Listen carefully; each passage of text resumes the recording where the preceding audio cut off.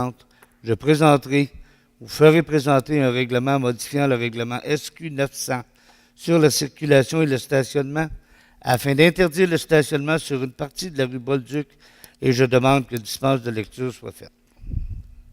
Merci. 2.6. Avis de motion. Modifier les limites de vitesse sur les routes secondaires.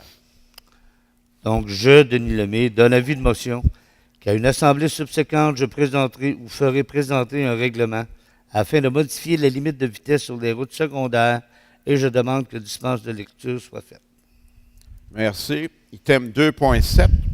Règlement numéro 1093-14 décrétant une dépense et un emprunt de 800 000 pour la réfection du pavage de certaines rues situées sur le territoire de la municipalité tel qu'identifié à l'annexe A.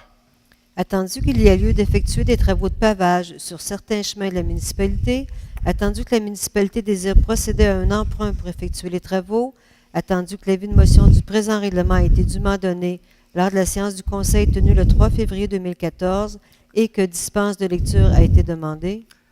En conséquence, je propose que le règlement numéro 1093-14 soit adopté et qu'il soit par ce règlement statué et décrété. Ce qui suit et je vais vous trouver. Okay. C'est la réfection de pavage sur le chemin des Buttes, sur la 112e avenue, chemin du lac Éco, 413e avenue, une partie de la 388e avenue, la 372e avenue, 530e avenue, le chemin du lac Pin-Rouge, la rue Tracy, de même que la rue Ogilvie-Est, et le présent règlement entrera en vigueur conformément à la loi. Et je seconde. Merci. Thème 2.8. Règlement d'emprunt numéro 1094-14 pour les travaux de correction aux structures de drainage. Attendu que le Conseil reconnaît l'importance de protéger les lacs et les cours d'eau, attendu qu'il y a lieu d'effectuer des travaux de correction aux structures de drainage sur le territoire de la municipalité, attendu que la municipalité désire procéder à un emprunt pour financer ces travaux, attendu que l'avis de motion du présent règlement a été donné lors de la séance du Conseil tenue le 3 février 2014 et que dispense de lecture a été demandée. En conséquence, je propose que le règlement 1094-14 soit adopté et qu'il soit par ce présent règlement statué et décrété.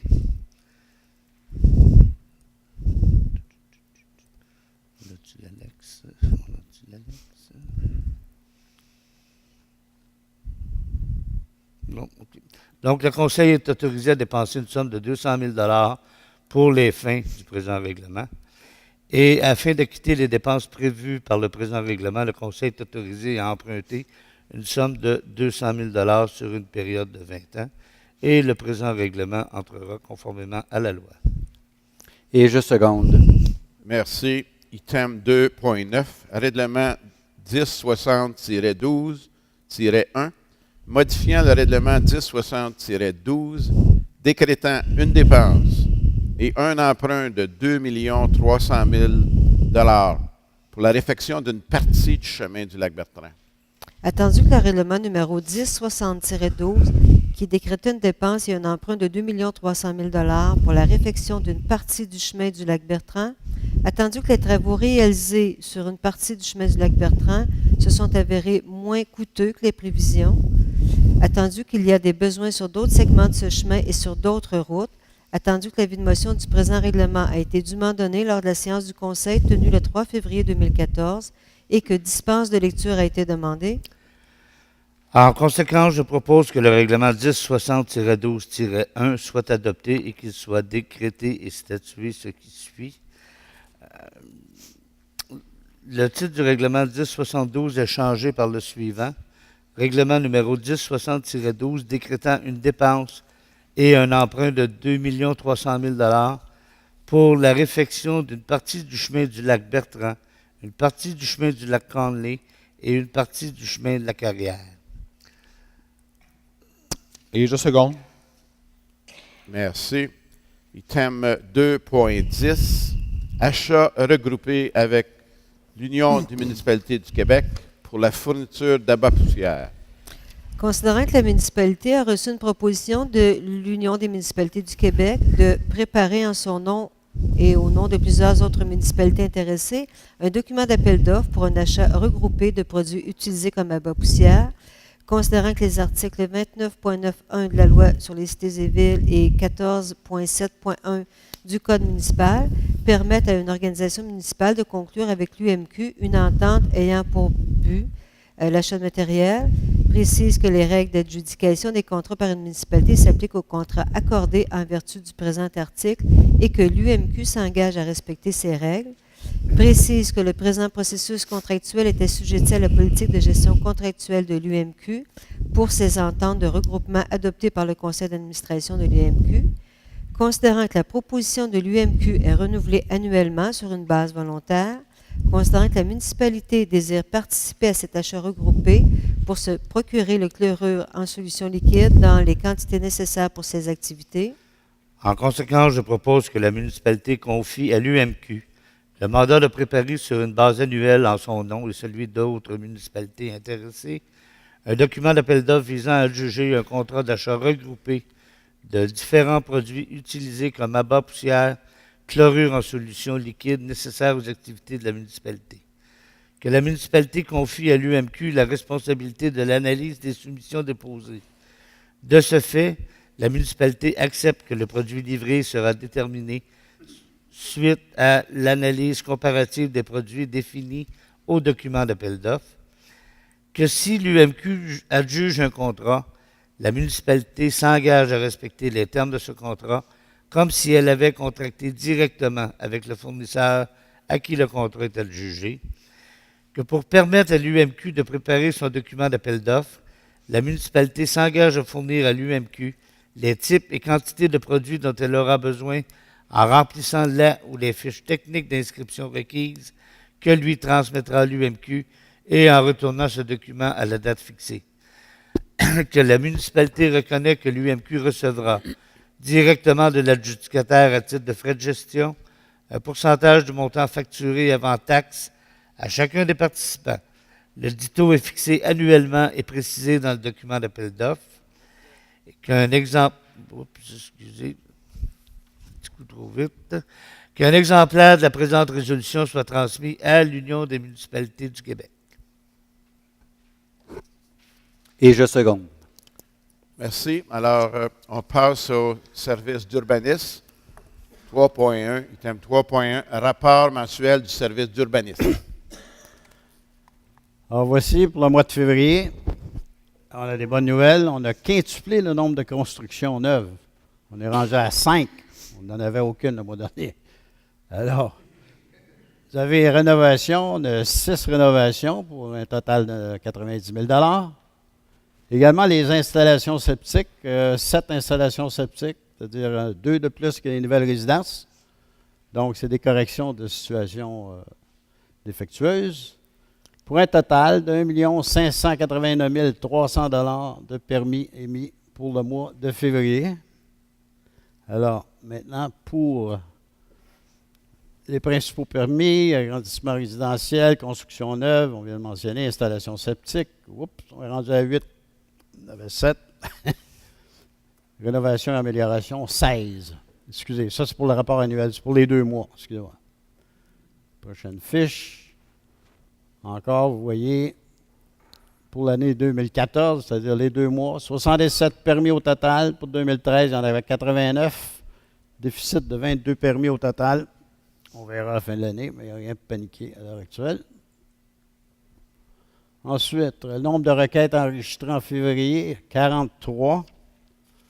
Ça a l'air énorme. En fait, on m'a signalé qu'en fait, il y a si on tient compte de 43 nouvelles, sur les 43 nouvelles requêtes, si on enlève les documents non fournis, c'est-à-dire les fameux certificats de localisation qu'on manque de fournir à chaque fois, il reste seulement 17 requêtes qui ont été déposées au service d'urbanisme durant le mois.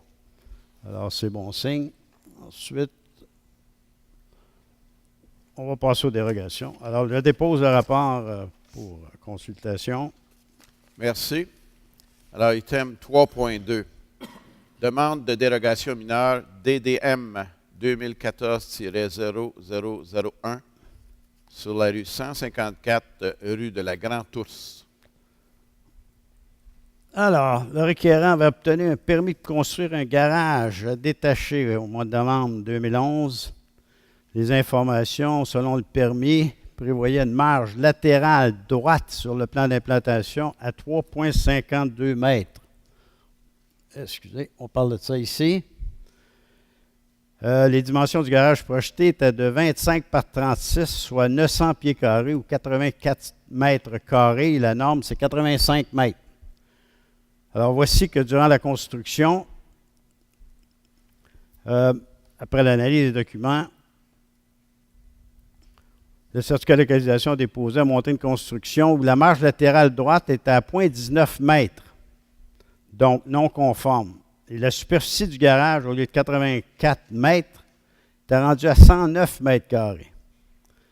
Alors, l'analyse des documents a montré que le garage a été construit exactement à l'endroit prévu, mais par contre, le requérant nous mentionne qu'une dalle de ciment avait été déjà coulée à l'arrière du garage pour faire une aire d'entreposage. Et ainsi, lors de la construction du garage, il a décidé de fermer cet espace. Alors, ça, c'est la devanture du garage et ça, c'est l'arrière. Alors, avec cet espace, il dépasse les normes et constitue une infraction. Alors, la demande consistait à autoriser le garage détaché, c'est-à-dire un empiètement de 0,21 mètres à l'intérieur de la marge latérale droite, où on exige 1 mètre, et la superficie de 109 mètres carrés au lieu de 85 mètres carrés. Les membres du CCU ont recommandé de refuser les dérogations mineures, estimant que le requérant aurait dû s'informer auprès de la municipalité avant de décider de modifier le projet présenté lors de la demande de permis. Est-ce qu'il y a des gens qui ont des questions?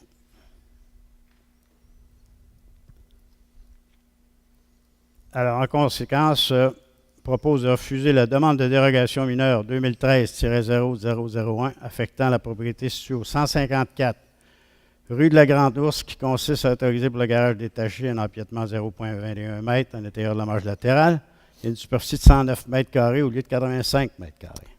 Et je seconde. Merci. Alors, on passe à 3.3. Demande de dérogation mineure DDM 2014-0002, située à 217 chemin du lac de l'Achican. Alors, encore une construction d'un garage détaché sur la propriété. La superficie du garage. Alors, on retrouve sur le terrain un dénivellement important ainsi qu'un terrain de tennis. L'espace disponible pour le garage est donc limité à la cour avant. La cour avant a une profondeur de 14,79 mètres. Alors, le garage est ici. Par contre, le règlement exige une cour avant de 20 mètres pour permettre un garage. Donc, le projet ne peut être réalisé selon les normes existantes, mais selon le plan d'implantation déposé, la marge avant serait de 5,61 mètres, 18 pieds. La norme est de 5 mètres. Notez que le prochain règlement, comme on mentionne souvent, demandera une cour avant de 12 mètres pour un garage. Alors, la demande consiste à autoriser la construction d'un garage détaché situé dans une cour avant de 14 mètres au lieu de 20 mètres. Alors, le CCU a recommandé l'acceptation de la dérogation. Est-ce qu'il y a des gens qui ont des questions? Alors, en conséquence, je propose d'accepter la demande de dérogation mineure 2014-0002 affectant la propriété située au 217 chemin du lac Lachillan, qui consiste à autoriser la construction d'un garage détaché situé dans une cour avant de 14 mètres au lieu de 20 mètres. Et je seconde. Merci. Item 3.4. Mandat aux avocats au niveau de la propriété située à 588 chemin du lac Bleu. Considérant que le bâtiment situé au 588 chemin du lac Bleu présente des problèmes structuraux importants et pourrait être une source de danger, considérant le jugement obtenu de la Cour supérieure pour refaire l'installation septique, mais que, compte tenu de l'état du bâtiment, il n'est pas opportun de refaire la dite installation, considérant que le bâtiment est inhabité et que le propriétaire n'est pas apte à prendre en charge les travaux correctifs. Alors, en conséquence, je propose de mandater la firme Deveau, Bourgeois, Gagné, Hébert et Associés pour instituer des procédures légales afin d'obtenir un jugement de la Cour supérieure qui ordonne la démolition du bâtiment situé au 588 chemin du Lac-Bleu. Mais je vous préviens en fait que le bâtiment est vraiment dans un état vraiment désespéré et irrécupérable. Et je seconde. Merci. Alors, item 3.5, adoption du règlement 863-01-15.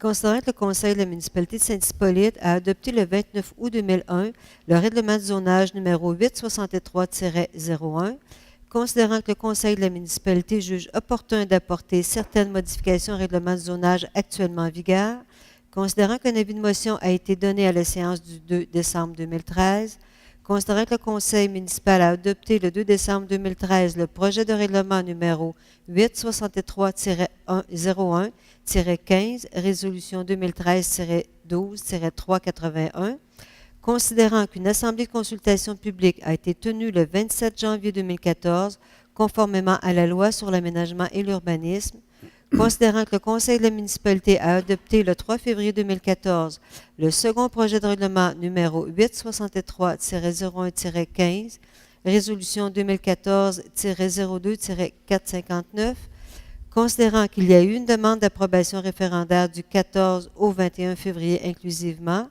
considérant qu'aucune demande d'approbation référendaire n'a été déposée. Alors, pour faire le résumé du règlement, on a fait ce résumé-là à 2 reprises. Alors, en conséquence, je propose que le préambule fasse partie intégrante de la présente résolution et que le Conseil municipal adopte le règlement numéro 863-01-15, intitulé Règlement numéro 863-01-15, modifiant le règlement de zonage numéro 863-01. Et je seconde. Merci. 3.6, renouvellement de mandat membre du comité consultatif en urbanisme.